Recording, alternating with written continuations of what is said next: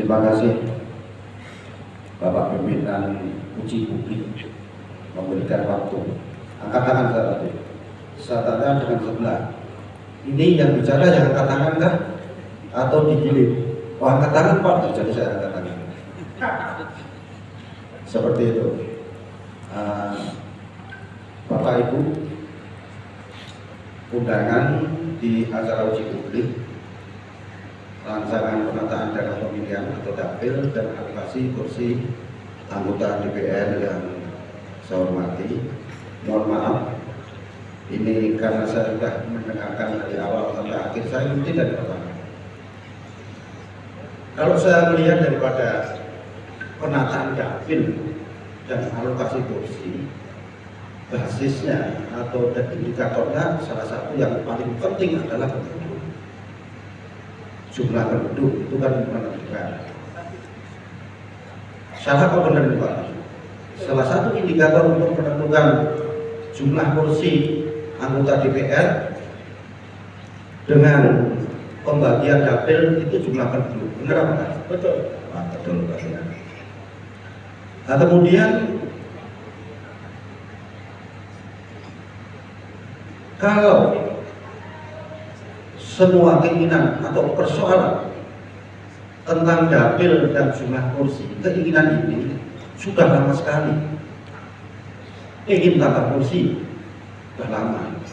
Persoalannya juga persoalan lama. Dapil juga. Cuma jalan keluarnya seperti apa? Pernahkah hal ini dilaksanakan dengan langkah-langkah?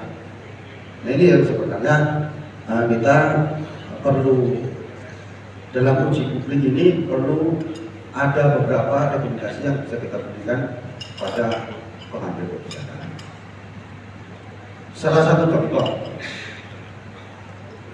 kursi kita menginginkan terus banyak bertambah dari 20 ke 25, 30 pun kurang menjadi 35 keinginan. Sementara jumlah penduduknya tersiok-siok.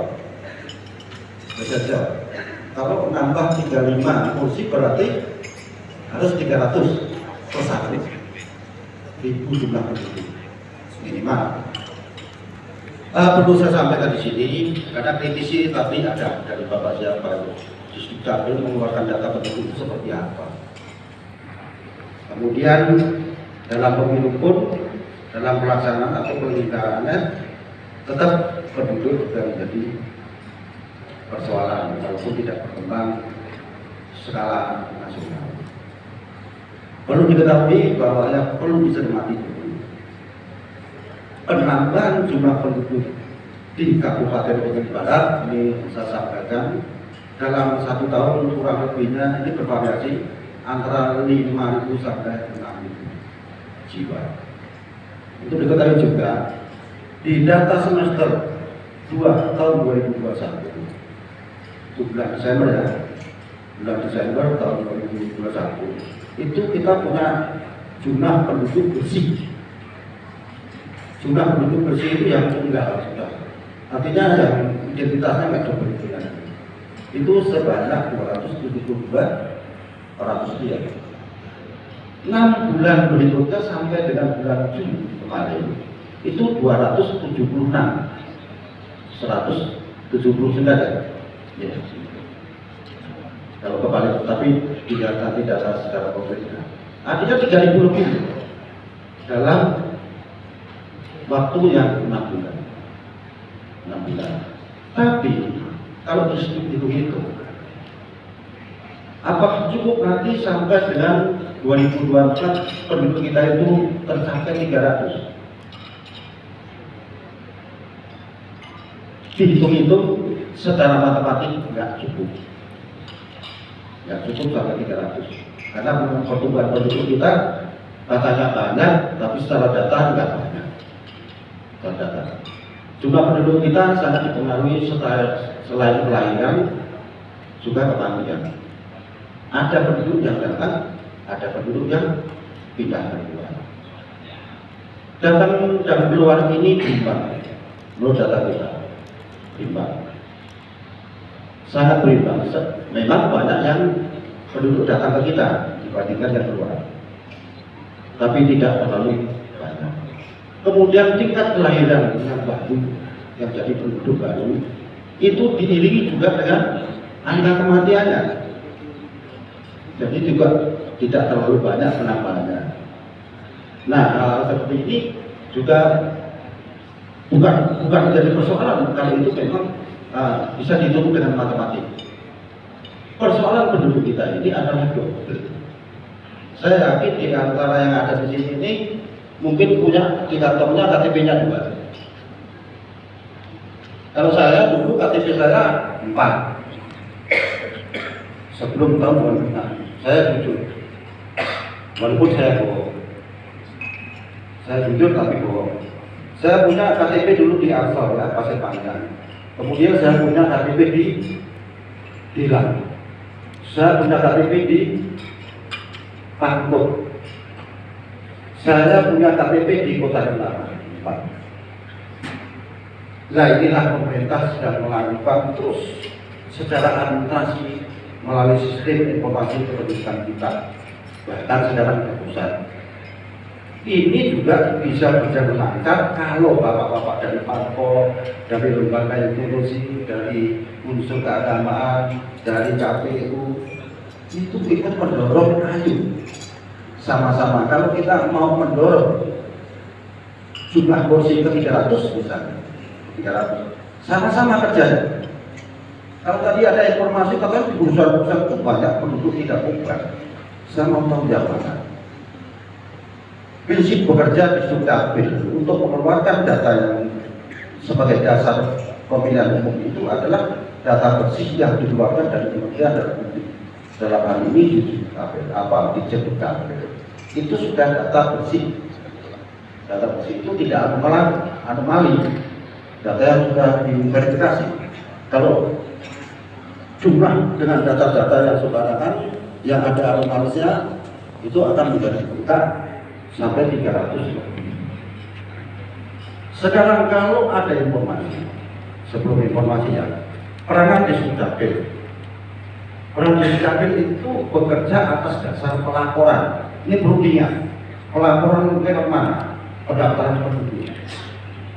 Kalau penduduk itu belum didaftarkan untuk dimasukkan dalam kata, kalau yang 17 tahun atau sudah kawin belum didaftarkan untuk mencari KTP elektroniknya, atau bayi lahir belum didaftarkan melalui pencatatan sipil melalui akta kelahirannya, disitu nggak bisa terjadi. Kalau ada kelahiran, ada kematian, ada peristiwa penting perkawinan nggak dilaporkan ke disitu nggak bisa terjadi. Karena disitu itu bekerja berdasarkan pelaporan. Kegiatan hari ini yang dilakukan oleh KPU dalam rangka uji publik. Nah, bagaimana langkah-langkah pendapat Pak Camat sendiri? Ya, menurut saya memang kebutuhan dapil itu adalah kebutuhan pembangunan, dalam artian nanti ada pertimbangan teknis dari KPU. Pada prinsipnya kami selaku kepala wilayah mengikuti mekanisme yang ada di KPU, apakah itu tetap dipertahankan dengan metode lama tahun 2019 atau dilakukan pemecahan dapil khususnya di wilayah Pangkalan Banteng dan Arus Utara. Pada prinsipnya kami menyerahkan mekanisme kepada regulasi yang ada di KPU. Tapi bagaimana bisa menyerahkan regulasi sementara untuk di daerah Bapak sendiri, Bapak mengetahui lebih jelas begitu? Ya, secara prinsip ini kan adalah pertarungan politik, karena bagaimanapun nanti walaupun dapil dipisah, tetap saja nanti bagaimana tokoh-tokoh parpol itu bisa merebut suara rakyat. Oleh karena itu, dalam proses pengambilan kebijakan kami meyakini bahwa kebijakan anggaran itu adalah proses politik. Oleh karena itu kami tetap berharap agar mayoritas masyarakat, mayoritas dapil itu terisi dari masyarakat Pangkalan Banteng. Oke, terima kasih Pak. Terkait dengan hari ini kan uji publik yang mana penataan dapil yang diselenggarakan oleh KPU. Bagaimana tanggapan Pak Camat sendiri? Baik, terima kasih. Jadi sebelumnya kami ucapkan terima kasih kepada Komisioner KPU, termasuk juga rekan-rekan dari partai politik. Pada intinya kami dari Kecamatan Arus Utara melihat kondisi yang ada di Kecamatan Arus Utara ini, memang kami berupaya sebetulnya, tapi ini adalah kepentingan politik sendiri. Jadi memang kami harus koordinasi lebih lanjut dengan teman-teman yang ada di partai politik. Jadi tapi paling tidak harapannya apa yang menjadi usulan masukan dari teman-teman tokoh-tokoh yang ada di Arus Utara sudah saya sampaikan di forum ini. Mungkin itu kira-kira. Mungkin sedikit gambaran yang disampaikan ke forum tadi terkait masalahnya apa Bang yang menjadi krusial Bang? Ya, yang menjadi krusial adalah persoalan dasar, terutama masalah jalan, masalah komunikasi, termasuk jaringan internet, termasuk juga potensi-potensi yang sangat besar di Arut Utara. Tapi juga sampai dengan sekarang itu kan kita perhatikan memang ada ketimpangan-ketimpangan dalam hal pembangunan. Tapi paling tidak dengan yang kami sampaikan ini menjadi pertimbangan dari teman-teman partai politik ke depan untuk sama-sama kita membangun Arut Utara.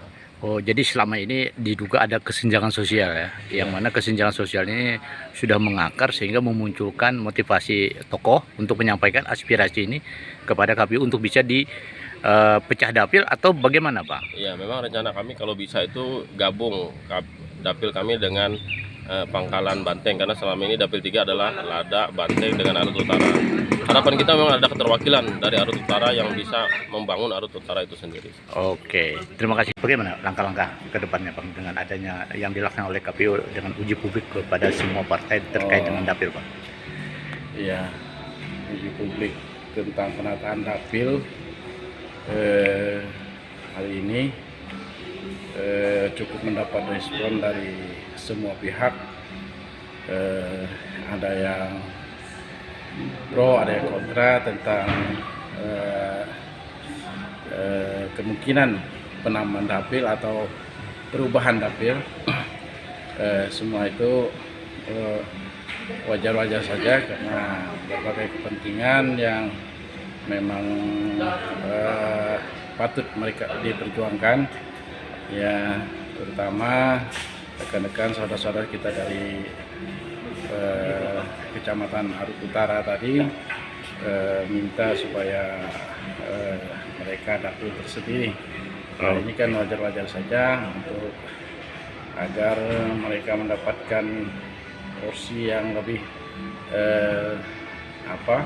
peluang yang lebih besar untuk mendudukkan wakilnya pada legislatif.